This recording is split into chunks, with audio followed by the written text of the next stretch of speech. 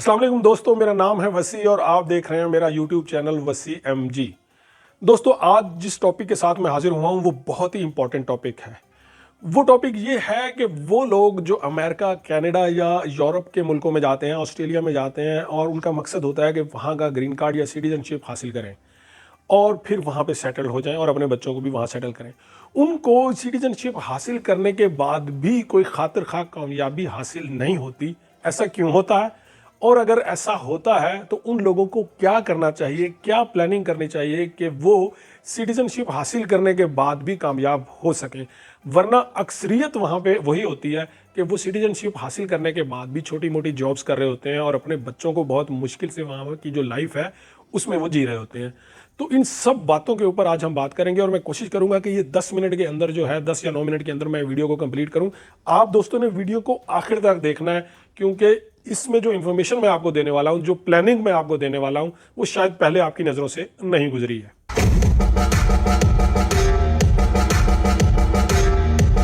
अच्छा दोस्तों, सबसे पहले जो बंदा वहां पे जा रहा है ना, उसको ये देखना है कि उसकी एज क्या है। अगर तो वो सिंगल है, बैचलर है, उसकी शादी नहीं हुई है, उसके बच्चे नहीं है, सिर्फ उसके माँ बाप की या बहन भाइयों की जिम्मेदारी होती है उसके ऊपर, तो वो जब वहाँ जाता है, यानी कि उसकी एज होगी 25 साल के करीब या 30 साल के करीब, तो वो जब वहाँ जाता है और वो अपनी ज़िंदगी के 4, 5, 6 साल लगाता है जिस रूट से भी, चाहे वो स्टूडेंट वीज़े पे जाता है और फिर वो अप्लाई करता है, या चाहे वो एम्प्लॉयमेंट वीज़े पे जाता है, या किसी भी रूट से वो जाता है और वहाँ जाके किसी ना किसी तरह सिटीजनशिप हासिल कर लेता है। फॉर एग्जाम्पल अमेरिका की सिटीजनशिप वो हासिल कर लेता है। तो उसके बाद क्या होगा? उसके बाद ये ज़रूर होगा कि वो अपने बहन भाई, माँ बाप, ये जो ब्लड रिलेशन है, इन लोगों को वो स्पॉन्सर कर सकता है और अमेरिका में बुला के सेटल कर सकता है। और अगर शादी करेगा तो उसके बच्चे और बीवी भी अमेरिकन सिटीजनशिप को ऑटोमेटिकली हासिल कर लेंगे। मगर अमेरिका हो या इंडिया हो या इंग्लैंड हो, कुछ भी हो, वहाँ पे आपकी इनकम अगर अच्छी है तो सब अच्छा है। अगर इनकम अच्छी नहीं है तो वो पासपोर्ट आपको कोई बेनिफिट नहीं देगा। अगर 25 से 30 साल का नौजवान वहाँ पे है तो वो $3000 कमा लेगा कि किसी भी ग्रोसरी शॉप में या किसी भी होटल में, रेस्टोरेंट में, या अगर कोई उसको स्टाफ की या क्लैरिकल जॉब भी मिल जाती है, वो पढ़ा लिखा है, तो $5000 कमा लेगा। हाँ, अगर उसके पास बहुत बड़ा स्किल है, वो IT प्रोफेशनल है, तो वो और बात है। तो मैं बात कर रहा हूँ कॉमन मैन की, जो कम पढ़े लिखे होते हैं या जो नॉर्मल स्किल्स के लोग होते हैं, जो स्ट्रगल करते हैं, तो वो 5000 कमा लेगा। और 5000 में जो है वहाँ पे फैमिली के साथ मैनेज करना, गुजारा करना आसान नहीं है, वो बहुत मुश्किल काम है। तो अगर तो उसके पास यही टैलेंट है, यही सलाहियत है कि उसने 4 से $5000 ही कमाने हैं और वहाँ पे अपनी फैमिली को यही लाइफ, जो जैसे कि मिडिल क्लास लाइफ होती है, वही लाइफ ही देनी है, तो उसके लिए एक आइडिया है जो मैं आपको आगे चल के बताऊंगा। ये जो $5000 कमाने वाले लोग हैं ना अमेरिका के अंदर, उनकी लाइफ बिल्कुल वैसी होती है जैसे कि कराची में या लाहौर में कोई आदमी 80,000 कमा रहा है या 90,000 कमा रहा है, चाहे वो जॉब से कमा रहा है, चाहे वो छोटी मोटी दुकान से कमा रहा है। तो वो लाइफ जो जी रहे होते हैं 80-90 हज़ार के लोग, या चले 1 लाख रुपया जो कमा रहा है पाकिस्तान में, तो वो अपने बच्चों को एजुकेशन दे रहा है, अपने बच्चों को बिजली के बिल, सुई गैस के बिल, ये सारी चीज़ें देने के बाद उसके सामने आप खुद सोच सकते हैं 80-90 हज़ार के बाद वो क्या बचाता होगा अगर उसके 2-3 बच्चे हैं तो सब। तो सेम वही लाइफ आप $5000 वाले लोग वो वहाँ पे गुजार रहे होते हैं। अच्छा, अब आ जाते हैं इससे आगे की एज ग्रुप में। अब अगर आदमी की एज 35 से 40 साल के करीब है, यानी कि वो मेरी एज ग्रुप में आ जाता है, तो 40 साल के करीब अगर उसकी एज है, तो वो जब वहाँ जाता है तो डेफिनेटली या तो उसको पैसों के साथ वहाँ जाना चाहिए और उसके पास पैसे हों, फैमिली के साथ जाए और वो माइग्रेट करे, शिफ्ट हो जाए। लेकिन अगर उसके पास पैसे नहीं है तो वो वहाँ जाके जब वो स्ट्रगल करेगा तो उसको भी उसी प्रोसेस से गुजरना पड़ेगा और 7 से 8 साल या 6 साल 5 साल वो वहाँ लगाएगा और फिर वो नेशनल होगा।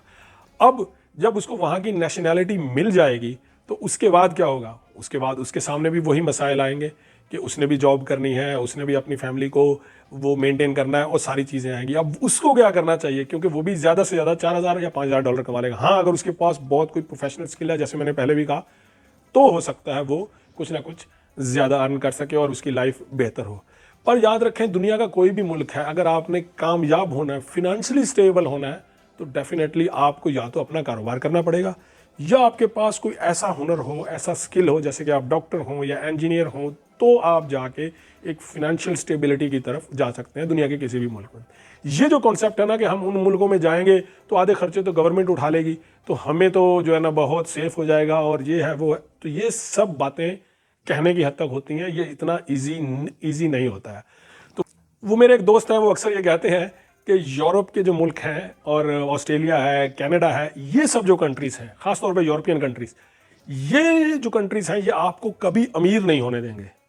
आप ज़्यादा से ज़्यादा इसमें जितना भी अर्न करते जाएंगे, अगर आपने कुछ बिजनेस भी खोल लिया है या बहुत कामयाब होते जा रहे हैं, फिर भी एक बहुत बड़ी अमाउंट जो है वो टैक्सेशन की शक्ल में मतलब गवर्नमेंट को चली जाती है, क्योंकि वो सब वेलफेयर स्टेट्स हैं। तो अमीर आप उसमें हो नहीं सकते, लेकिन गवर्नमेंट आपको गरीब रहने नहीं देगी। यानी कि आप नॉर्मली जो उनकी 80% से ज़्यादा पॉपुलेशन है या आवाम है, वो भी आम मिडिल क्लास की तरह होती है, लेकिन सिर्फ वहाँ पे यही बेनिफिट होता है कि आप मिडिल क्लास के लोग थोड़े पुरसुकून होते हैं कि एजुकेशन और हेल्थ सिस्टम ये सारी चीज़ें ईजी होती हैं, मगर लाइफ स्टैंडर्ड उनका वही होता है जो पाकिस्तान में 1 लाख रुपए 80,000 रुपये कमाने वाले का होता है। अच्छा, अब हम वीडियो के आखिरी पॉइंट की तरफ आ रहे हैं, तो हम इसका हल क्या करें? देखें, एक सिंपल सा सलूशन है। अगर किसी ने अमीर होना है, किसी ने अच्छा पैसा कमाना है, वैसे तो ये सब किस्मत की चीज़ें हैं, पर अपने टैलेंट के हिसाब से हर आदमी कोशिश करता है, मेहनत करता है। तो किसी ने अगर अच्छा पैसा कमाना है तो वो उसको सिर्फ गल्फ चांस देता है। पहले नंबर पे अमेरिका है, अमेरिका भी चांस देता है इस बात को लेकर, मगर ये हर किसी की किस्मत में नहीं होता कि वो अमेरिका जाए और वो मिलीनियर बन जाए और ये मतलब बिलीनियर बन जाए। आपने देखा होगा कि 80% से ज़्यादा जो एशियंस हैं, इंडियंस या पाकिस्तानी, वो छोटी मोटी जॉब्स कर रहे हैं या छोटे मोटे से कोई सी होटल पे या किसी भी इस तरह की जॉब्स कर रहे हैं। तो बाकी कुछ लोग हैं जो वहाँ पे जाके जिन्होंने बिजनेसेस कायम किए हैं, वो ऐसे लोग तो आपको पाकिस्तान में भी मिलेंगे जो बहुत कामयाब है, इंडिया में भी मिलेंगे, तो तमाम एशियन कंट्रीज में मिलेंगे। मगर आम आदमी के लिए मैं ये आइडिया सजेस्ट करूंगा कि वो वहाँ जाएं, वहाँ मेहनत करें। ख़ास तौर पे जो यूरोप में रहने वाले लोग हैं, उन लोगों के लिए मेरा ये आइडिया है कि वो वहाँ का पासपोर्ट हासिल करने के बाद वो गल्फ़ में आ जाए। एक तो यूरोप के पासपोर्ट की वैल्यू है यहाँ पे गल्फ़ में। अगर आपकी सीवी पे, अगर आपकी नेशनैलिटी पे यूरोप का पासपोर्ट है या कनाडा का पासपोर्ट है, तो आपकी जो इनकम है, आपकी जो सैलरी है और आपका जो स्टैंडर्ड है यहाँ गल्फ़ कंट्रीज़ में, वो बहुत जल्दी जो है इम्प्रूव करता है और आप एक अच्छी सैलरी पे यहाँ पे आगे ज्वाइन करते हैं।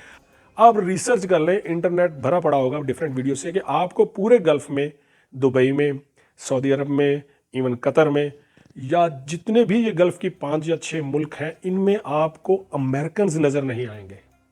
अमेरिकन्स अगर आएंगे भी तो वो अपनी गवर्नमेंट की तरफ से अपॉइंट होकर जो लोग आते हैं, जो कि यहाँ पे मतलब फौजी तनसीबात हैं, उन पे जो जॉब करते हैं। मगर आपको अमेरिकन कहीं भी किसी कॉर्पोरेट वर्ल्ड में किसी कंपनी में जॉब करते हुए नज़र नहीं आएंगे, बहुत कम, कोई 100 में से 1। उसकी वजह यह है कि अमेरिका में सैलरीज अच्छी होती हैं।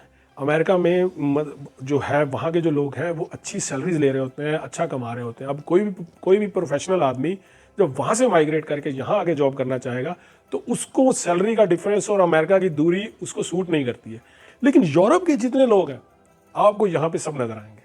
जितने भी यूरोपियन हैं, इवन गोरे हैं, इवन एशियंस हैं, वो वहाँ की नेशनैलिटी लेके वो यहाँ आते हैं, यहाँ आके बड़ी ह्यूज सैलरीज लेते हैं, क्योंकि यूरोप में सैलरीज उनको नहीं मिलती, और अगर मिलती हैं तो आधी से ज़्यादा इनकम जो है उनकी टैक्सेशन पे चली जाती है। तो आप सब लोग जो यूरोप जाना चाहते हैं, जो ऑस्ट्रेलिया जाना चाहते हैं, अमेरिका भी जाना चाहते हैं, उन सब लोगों के लिए, स्पेशली यूरोप, कनाडा और ऑस्ट्रेलिया वालों के लिए ये मेरा आइडिया है कि वो वहाँ जाएं, मेहनत करें, पासपोर्ट ले लें।